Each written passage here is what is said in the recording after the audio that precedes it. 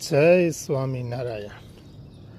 દ્રષ્ટાંત છે ગજ, કાતર, સોય અને દોરો. દરજીના 4 સાધન છે.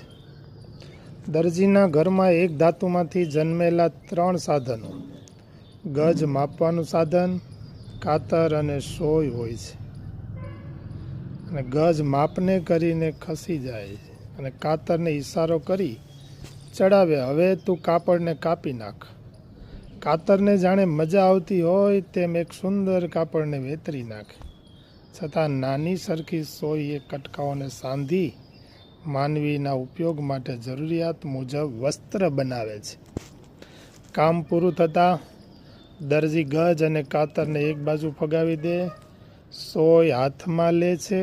છૂટા પડેલા કાપડના કટકાને એક કરવા પણનું સાચું સાધન તો દોરો છે, જેના વગર દરજીનો કે સંચાનો શ્રમ વ્યર્થ છે.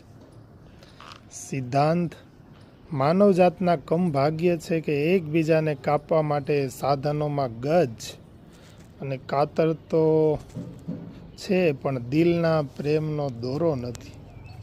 એના વગર તો દરજીની કુશળતાની જેમ માનવીના જ્ઞાન વિજ્ઞાનની બધી કુશળતા નકામી છે.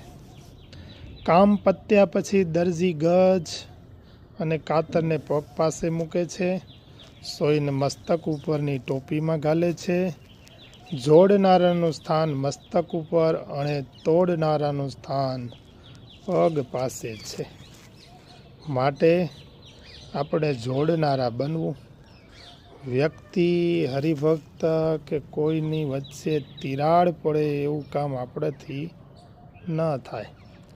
એક તો એ માનવ ધર્મ છે કે જેમાં રાગ દ્વેષ ન હોય. જેનામાં રાગ હોય, જેનામાં ઈર્ષા હોય, જેનામાં માન હોય, એનાથી કોઈ આગળ વધે ત્યારે એ કાતર તરીકે કામ કરે છે. જ્યારે પોતાનો સ્વાર્થ હોય ત્યારે એમ કહે છે કે ગધેડાને પણ ગાય બનાવે છે. અને સોયની જેમ એનો સ્વાર્થ સાધી લે છે, કામ પૂરું કરી લે. પરંતુ સ્વામિનારાયણના સત્સંગી ધર્મપ્રેમીજનો હંમેશા સોય જેવા બનો, કાતર જેવા નહીં. કાતરવાળાનું કામ પગના જોડે છે, જોડનારાનું સ્થાન ભગવાનના મસ્તકમાં છે.